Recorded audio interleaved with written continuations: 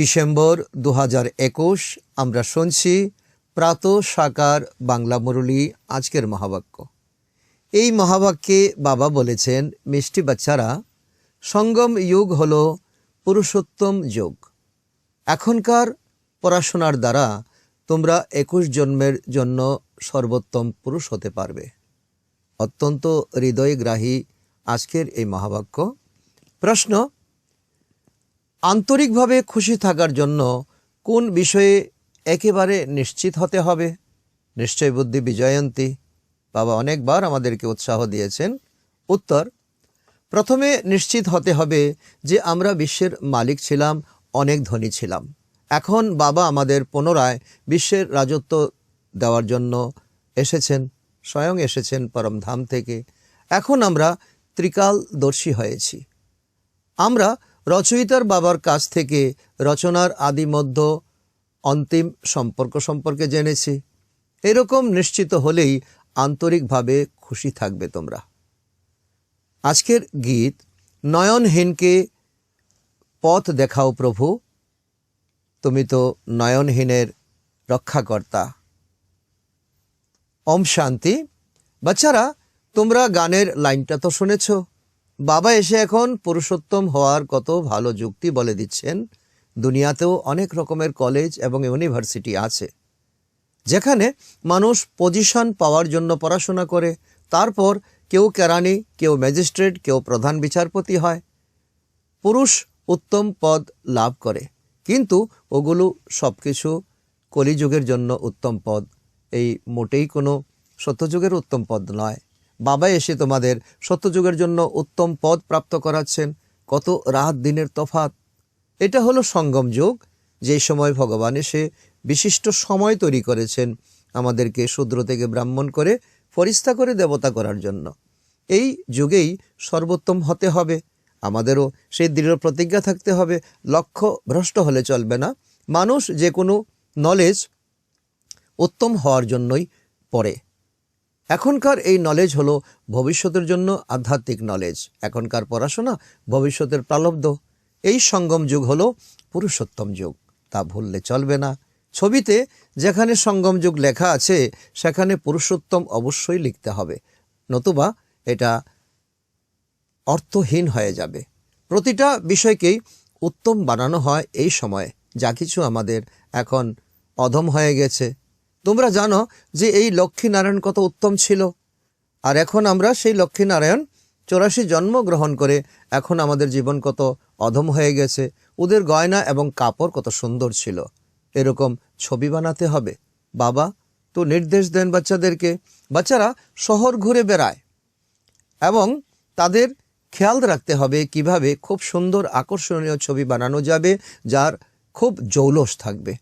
বিভিন্ন স্থান থেকে বিভিন্ন বিষয় কালেকশন করে এবং তাকে কাজে লাগাতে হবে, একত্রিত করতে হবে। সারাদিন বুদ্ধিতে স্মৃতি থাকা উচিত যে আমরা সর্বোত্তম পুরুষ হচ্ছি। যেমন হচ্ছি তেমন অন্যকেও আকর্ষণ করার জন্য সামগ্রী বানানোর প্রয়োজন। এরকম আমাদেরকে সর্বোত্তম কে বানাচ্ছেন? উত্তর কি আসে? সর্বোত্তম বাবা, যিনি সর্বোত্তম, সদাই সত্য, সদাই তিনি শক্তিশালী। তো বাবার শ্রীমত হলো সর্বশ্রেষ্ঠ, অদ্বিতীয়। বাবাই সে শ্রীমত আমাদেরকে বলে দেন। শ্রী মানে শ্রেষ্ঠ। এই পদবি কেবল দেবতাদেরই দেওয়া যায়। শ্রী কোনো মানুষের সঙ্গে টাইটেল, অর্থাৎ কলিযুগী মানুষের নামের আগে কখনো শ্রী দেওয়া উচিত নয়। এটা দেবতাদের টাইটেল। ওদের আত্মা এবং শরীর দুটোটাই পবিত্র ছিল। কিন্তু মানুষ ভাবে যে বিকার না থাকলে দুনিয়া কি করে চলবে। কিন্তু সত্যযুগের দেবী দেবতারা তো প্রমাণ করে দিয়েছেন। বাবা বোঝাচ্ছেন, বাচ্চারা, স্বর্গে বিকারের জন্ম হয় না, বিকার বলতে কিছুই থাকে না। এখন তোমরা স্টুডেন্টরা জেনে ফেলেছ যে আমরা এসেছি নর্থ থেকে নারায়ণের জন্য, বিকারহীন দুনিয়াতে যাওয়ার জন্য। এই রাজযোগের দ্বারা আমরা রাজত্ব পেয়ে যাব। কেউ ফেল হয়ে গেলে চন্দ্রবংশে চলে যাবে। তার তো বাবা অর্থ পরিষ্কার করে বলে দিচ্ছেন, তোমাদের যুদ্ধ হচ্ছে এখন রাবণের সঙ্গে। দুনিয়াতে কেউই জানে না যে রাবণ আমাদের কত পুরাতন শত্রু। কিন্তু রাবণের অর্থ কি জানে? জানে না। 10 মাথা কেন দেওয়া হয়েছে? তোমরা বাচ্চারা জানো যে বিকার প্রবেশ করার জন্যই দুর্নীতিগ্রস্ত হয়ে গেছে মানুষ, আর এটাই রাবণের প্রতীক। সত্যযুগে সবাই নীতিপরায়ণ ছিল। বাবা বলেছেন এখন সবার বুদ্ধি তমপ্রধান হয়ে গেছে, একেবারে অন্ধকারে তো নিবিষ্ট হয়েছে, সকলে নিমজ্জিত হয়ে গেছে, একেবারে অন্ধকার। তো গায়ন আছে না যে কুম্ভকর্ণের মতো গভীর ঘুমে আচ্ছন্ন সকলে, এখন সকলে অজ্ঞান অনিদ্রায় এখন ঘুমোচ্ছে। সব কিছু আগুন লেগে গেলে তবে তাদের ঘুম ভাঙবে। দেখো তোমরা কত চেষ্টা করে জাগাও কিন্তু আবার ঘুমিয়ে যায়। তো তোমরা কত প্রদর্শনী করো, মেলায় তোমরা কত পরিশ্রম করো, কতজন বেরিয়ে আসে? কোটির মধ্যে কয়েকজন, তার মধ্যে কয়েকজন। ভবিষ্যতে অনেক বৃদ্ধি হবে, তখন মানুষের বুদ্ধি খুলবে। অন্যান্য ধর্ম তো অনেক সময় ধরে আছে, তাই পুরাতন হয়ে গেছে আর তার অনেক বৃদ্ধি হচ্ছে। কিন্তু তোমাদের তো এখন নতুন ধর্ম, তার সম্পর্কে জানাজানি হয়নি, কেউ বুঝতেই পারে না। তোমাদের বৃক্ষ ছোট এবং পুরাতন, কিন্তু এই সময় তো সঙ্গম যুগে তো নতুন। ওরা তো মাংস মদ সব কিছু খায়, বিকারেও লিপ্ত হয়। কথিত আছে না, তো সৎসঙ্গে স্বর্গবাস, অসৎসঙ্গে সর্বনাশ। সৎসঙ্গ অর্থাৎ কেবল বাবার সঙ্গ। বাস্তবে সৎসঙ্গের অর্থই হচ্ছে এক পরমপিতা পরমাত্মার সঙ্গে আমাদের সকল কিছু সম্পর্ক। তিনি আমাদের সকল সম্বন্ধে সম্বন্ধিত। মানুষ জানে না যে কার সঙ্গে থাকলে পার হতে পারবে। গানও করে, হে মাঝি আমার নৌকাকে তীরে পৌঁছে দাও। এটা কোনো স্থূল বিষয় নয়, কারণ আত্মা এই বিভিন্ন দেহ ধারণ করতে করতে এখন আত্মা আটকে গেছে, তমপ্রধান হয়ে গেছে, যাওয়ার পথ ভুলে গেছে। হে বাগানের মালিক, কাঁটা থেকে ফুল বানিয়ে দাও। আমরা আর্তনাদ করি, হে পতিত পাবন এসো, আমাদেরকে দুঃখের সাগর থেকে, দুঃখের দুনিয়া থেকে আমাদেরকে সুখের দুনিয়াতে নিয়ে চলো। হে পতিত পাবন আমাদেরকে গাইড করে নিয়ে চলো, এই কাটার জঙ্গল থেকে পার করে নিয়ে চলো। এখানেই ফুল হতে হবে, দিব্যগুণ ধারণ করতে হবে, পুরুষোত্তম হতে হবে, শুদ্ধ ভোজন খেতে হবে। বাবা তার জন্য আমাদেরকে নির্দিষ্ট বিধি বলে দিচ্ছেন। এই বিধিতে চললে পরে আমাদের জীবন পরিবর্তন হবে, জীবনের সব কিছু পরিবর্তন হবে। যেসব তমগুণী খাবার দেবতাদেরকে দেওয়া হয় না, সেগুলো আমাদের খাওয়া উচিত নয়, কারণ দেহ হলো আমাদের মন্দির, আত্মা মূর্তি। তো সবজির মধ্যেও শত রজ তমগুণের সবজি আছে, এগুলাকে বর্জন করা উচিত। তো শতগুণী সবজি ছাড়াও আমাদের খাওয়া উচিত নয়। এখন মানুষ গরিব হয়ে গেছে না, এই জ্ঞান গরিব মানুষকেই নিতে হবে। তো ধনীরা তো জ্ঞান নেবে না, ধনী ব্যক্তিরা অনেক পয়সা অপচয় করে। সিনেমা দেখে খুব খারাপ, বাবা বলছে সিনেমা দেখা খুব খারাপ।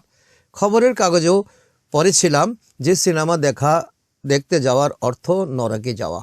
বিখ্যাত ব্যক্তিরাই বেশি নোংরা কাজ করে, তাদের কাছে তো পর্যাপ্ত ধন থাকে, পর্যাপ্ত ধন থাকাতে তাদের অনেক নোংরা নেশাতে তারা জড়িত হয়ে পড়ে।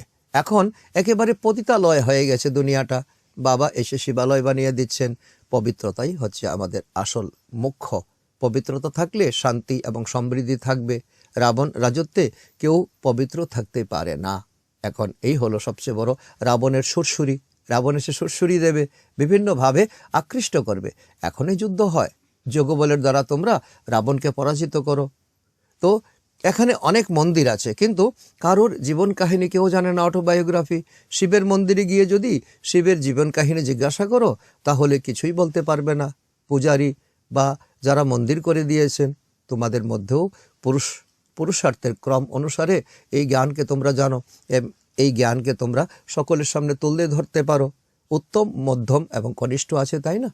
পড়াশোনার উপর নির্ভর করে কে উত্তম হবে, কে মধ্যম হবে, কে কনিষ্ঠ হবে। সবাইকেই রাজযোগ, বাবা বলছে সবাইকে আমি রাজযোগ পড়াচ্ছি, কিন্তু পুরুষার্থের অনুসারে উত্তম, মধ্যম এবং কনিষ্ঠ হয়। কত গুচ্ছ কথা বাবা বলছেন যে গ্রহণ করার মধ্য দিয়েই আমাদের মধ্যে তারতম্য হয়ে যায়। তাই বাচ্চাদের পড়াশোনার বিষয়ে খুব মনোযোগী হতে হবে। বাবা বারবার বলেন, বাচ্চারা অ্যাটেনশন প্লিজ। একই পড়া, কিন্তু তাকে অ্যাটেনশন দিয়ে পড়া আর অমনোযোগী হয়ে পড়ার মধ্যে রাত্র দিন আমাদের পদের পার্থক্য হয়ে দাঁড়ায়। শিব ভগবান বাচ হলো, যোগ অগ্নির দ্বারা তোমাদের পাপ ভস্ম হয়ে যাবে এবং শতপ্রধান হয়ে যাবে। তাই বাচ্চারা কখনোই স্মরণ করতে ভুলে যেও না। বাবার এটা অভ্রান্ত মহাবাক্য, বারবার বাচ্চাদেরকে তাগিদ দিচ্ছেন। তো নিজের অন্তরকে জিজ্ঞাসা করো। আমি প্রদর্শনীতে খুব ভালো করে বোঝাই, কিন্তু স্মরণের যাত্রাতে কি আছি? সেবা তো করছি, কিন্তু সমপরিমাণ আমি আত্মিক উন্নতি করছি, যোগ সাধন করছি, স্মরণে ফেল হয়ে আছো, এই জন্য সেই অবস্থা। খুশি সবসময় থাকে না। তো এই সাবজেক্ট বাচ্চাদের অভ্যাস বৃদ্ধি করা উচিত, কারণ আমাদের যোগ অভ্যাস খুবই কম। যোগ অভ্যাসকে অনেক বৃদ্ধি করা উচিত। এমন সুন্দর চিত্র বানানো উচিত যাতে যেই কেউ এসে পরে নলেজ বুঝতে পারবে, এমনভাবে ম্যাটার তৈরি করা উচিত। ভালো কিছু হলে অনেকে দেখতে আসবে। যারা এই চিত্র বানায় তারা অনেক পুরস্কার পায় লৌকিক দুনিয়াতেও, কারণ যারা ম্যাটারকে ভালোভাবে রিপ্রেজেন্টেশন করতে পারে, তারা দেবতাদের পুরানো চিত্রকে বিশেষভাবে বানিয়ে বিক্রি করে মানুষকে আকৃষ্ট করে। বিদেশিরা অনেক মূল্য দিয়ে কিনে নিয়ে যায়, মানুষের খুব পছন্দ হয়, এমনকি তারা অনেক টাকা দিয়ে কিনে নিয়ে যায়। দেবতারা শতপ্রধান ছিলেন, তাই না? সুতরাং তাদের চিত্রের অনেক সম্মান আছে, দেশে আছে, বিদেশেও আছে। কিন্তু তারা জানে না যে ভারতই সর্বপ্রাচীন। সবার মধ্যে প্রাচীনতম হলো শিব বাবা। সবার প্রথমে শিবই আসেন সংসারে। মানুষ তাই বিভ্রান্ত হয়ে যায়, কে আগে এসেছে, কার মূল্য বেশি, কার সম্মান বেশি হওয়া উচিত। তোমরা এখন বুঝে ফেলেছ যে আগে তোমরা তুচ্ছ বুদ্ধি সম্পন্ন ছিলে, কিছুই জানতে না, কারণ অজ্ঞানের মধ্যে তোমরা গড়াগড়ি খাচ্ছিলে। এখন কি থেকে কি হয়ে গেছি আমরা নিজেকে প্রশ্ন করলেই তার উত্তর পেয়ে যাবে, তার অনুভব। তোমরা যদি প্রাপ্তির লিস্টকে যদি দেখো তাহলে অনুভব করতে পারবে আমরা বিশ্বের মালিক ছিলাম, খুব ধনী ছিলাম। কিন্তু তোমাদের মধ্যে নিশ্চয় বুদ্ধি খুব কম জনেরই আছে। না হলে তো বাচ্চাদের আন্তরিক খুশি হওয়া উচিত যে বাহ, আমরা তো সম্পূর্ণ 84 জন্ম নিয়েছি, কত ভাগ্য আমাদের সুপ্রসন্ন, আমরা কত লাকিয়েস্ট আত্মা। নিজেকে নিজে ধন্যবাদ দেবে, পিঠ চাপড়ে নিজেকে সাবাসী দেবে। যারা কম পড়াশোনা করে তারা কম জন্মগ্রহণ করবে, যারা সূর্যবংশীতে আসবে তারা অবশ্যই ভালো পড়াশোনা করতে হবে। এটাই হলো তো ভালো রেজাল্টের জন্য ভালো প্রস্তুতি। তো এই পড়া কত ভালো, তাই না? রচয়িতা বাবাই এসে রচনার আদি মধ্যের অন্তের নলেজ দেন। তোমরা ত্রিকালদর্শী হও, এটা আজকে আমাদের বাবা তো বিশেষ টাইটেল আমাদেরকে দিচ্ছেন। কাউকে জিজ্ঞাসা করো যে তুমি কি ত্রিকালদর্শী, তোমরা কি তিনকালেরই, তোমার মধ্যে কি তিনকালেরই জ্ঞান রয়েছে? তখন তারা বলবে এগুলো সবই হলো কল্পনা, কারণ ভক্তিতে শাস্ত্রতে তার কোনো উল্লেখ নেই। কেউ একজন যদি বলে বাকিরা এক কথাই এমন কথাই বলতে শুরু করে, কারণ তাদের কোনো রকম উৎস তাদের জানা নেই। এখন তোমাদের বুদ্ধিতে সমস্ত জ্ঞান রয়েছে এবং পরমাত্মা হলেন পিতা, এটাও তোমরা জানো। গীতাতে লেখা রয়েছে যে পরমাত্মার রূপ তো হাজার সূর্যের থেকে উজ্জ্বল, তেজময়। তেজময় কিন্তু এমন নয়, বাস্তবে হাজার সূর্যের থেকে তেজময় যদি পিতা হন তো তার সামনে সন্তান গেলে তো জলে পড়ে যাবে। তো বাবা তো খুবই শীতল। বাবা বলছে তো আমি তো শীতলের থেকে শীতল। তিনি এসে বাচ্চাদেরকে শীতল বানায়, কারণ রাবণ তাদেরকে উত্তপ্ত করে দিয়েছে, অগ্নিগর্ভ করে দিয়েছে। এখন বাবা এসে তাদেরকে শীতল বানান, বিকার থেকে মুক্ত করেন। যেমন বাবা হলেন জ্যোতিবিন্দু, সেরকম আত্মা হলো জ্যোতিবিন্দু। বাবা বলে কি তোমার আমার মধ্যে রূপের এবং আকারের কোনো পার্থক্য নেই, শুধু গুণের পার্থক্য রয়েছে। যেমন ফায়ারফ্লাই হয়, জোনাকি পোকা, সেটা তো দেখা যায় মিটমিট করে জ্বলে, আকাশের তারাকে দেখা যায় মিটমিট করে জ্বলে। তো বাবাকে তো দিব্য দৃষ্টি ছাড়া দেখা যায় না। তোমরা জানো পরমাত্মা হলেন জ্ঞানের সাগর। তোমরা মাস্টার, তোমরা বাচ্চারা মাস্টার জ্ঞানের সাগর হয়ে উঠছো। আত্মা কত ক্ষুদ্র এবং তার মধ্যে সমস্ত নলেজ সঞ্চিত রয়েছে।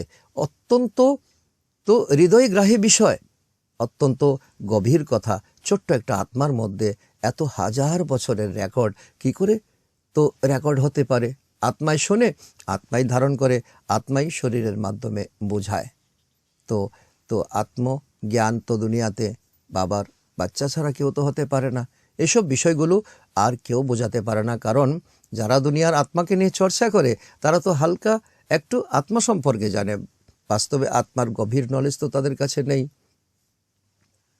তোমরা বাবার কাছ থেকে সব কিছু বুঝো, তারপর অন্যদেরকে তোমরা বোঝাতে পারো, কারণ বাবার থেকে নিয়ে বাবার সম্পদ তোমরা অন্যকে দান করতে পারো। আর দান করলে তোমাদের বৃদ্ধি পাবে। পরমপিতা পরমাত্মাই হলেন পতিত পাবন জ্ঞানের সাগর। কৃষ্ণকে পতিত পাবন বা জ্ঞানের সাগর বলা যাবে না। যাবে কি? মানুষ এককেই আহ্বান করে, হে পতিত পাবন এসো, নাকি কৃষ্ণ বা রামকে আহ্বান করে? বুদ্ধি কি বলে, বিবেক কি বলে? সীতার রাম কি কোনো পতিত পাবন ছিল? সীতার রাম তো ছিল দশরথের পুত্র, ত্রেতাযুগী রাম। তোমরা সকলেই ভক্ত, ভগবান হলে একজন। তোমরা সবাই হলে পত্নী, আর আমি হলাম তোমাদের পতি। তোমরা সবাই হলে ব্রাইড, আমি হলাম ব্রাইড গ্রুম।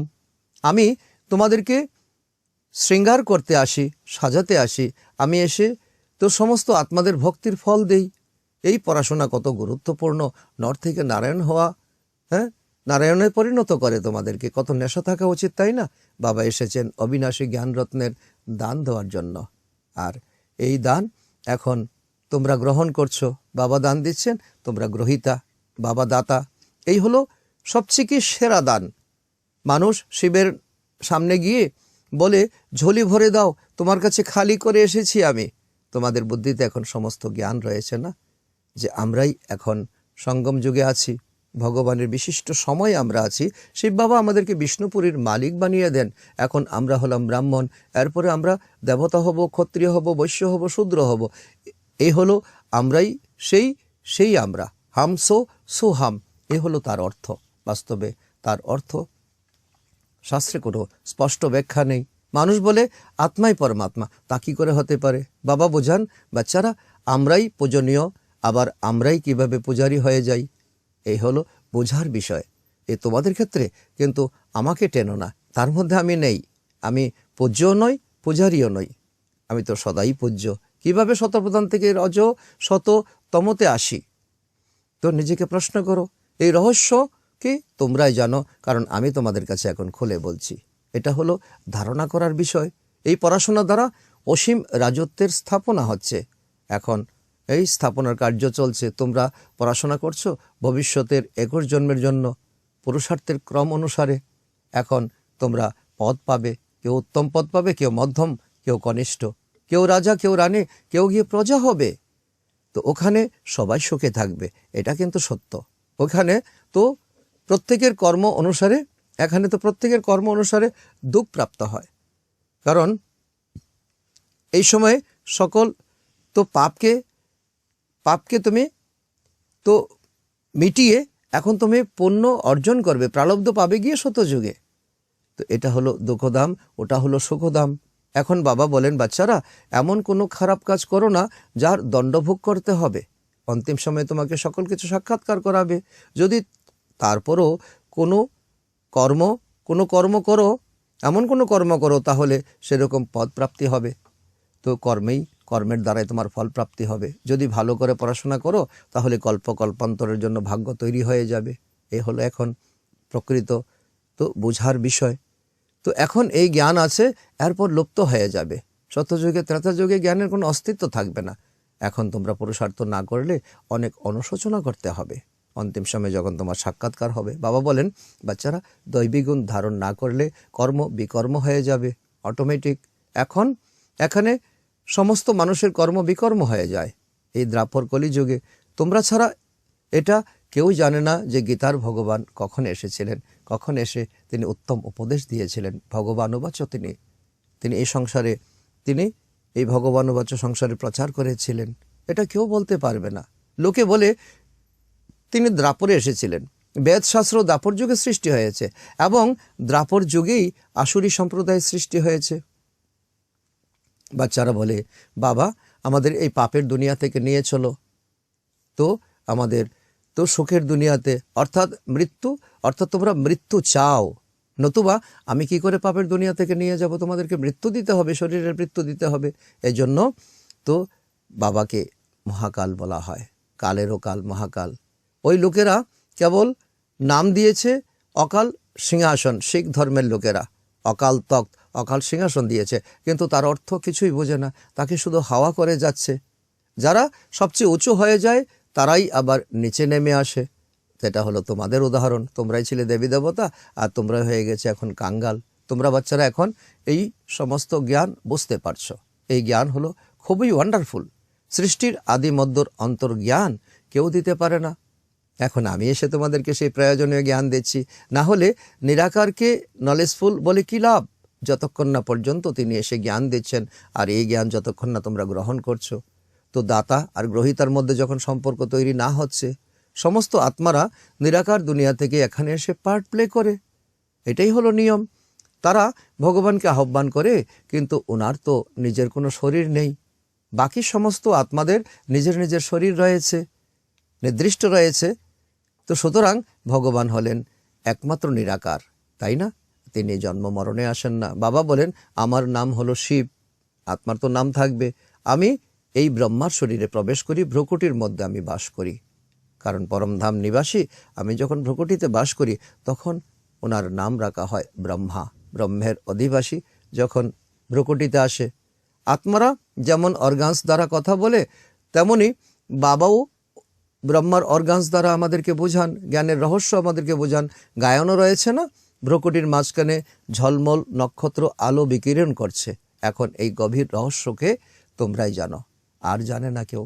আচ্ছা, মিষ্টি মিষ্টি হারানেদি বাচ্চাদের প্রতি মাতা পিতা বাপদাদার স্মরণের স্নেহসমন আর ভালোবাসা আর সুপ্রভাত। আত্মাদের পিতা ওনার আত্মারূপী বাচ্চাদেরকে জানাচ্ছেন নমস্কার, আর আমরা আত্মারূপী সন্তানরা আমরা জানাই আমাদের মাতা পিতা বাপদাদাকে স্মরণের স্নেহসমন আর নমস্কার। ধারণার জন্য মুখ্য সার: 1 নম্বর, নিজের উচ্চ ভাগ্য বানানোর জন্য খুব ভালো করে পড়তে হবে। তার আর বিকল্প কোনো রাস্তা নেই। কোনো খারাপ কাজ করা উচিত নয়। নাম্বার 2, নিজের খাওয়া দাওয়া অনেক শুদ্ধ রাখতে হবে। দেবতাদের যে ভোজন নিবেদন করা হয় তাই তোমাদের খাওয়া উচিত। পুরুষোত্তম হওয়ার পুরুষার্থ তোমাদের করতে হবে।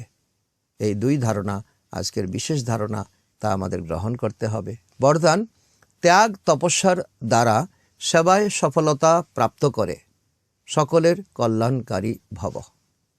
ত্যাগ তপস্যার দ্বারা সেবায় সফলতা প্রাপ্ত করে সকলের কল্যাণকারী ভব।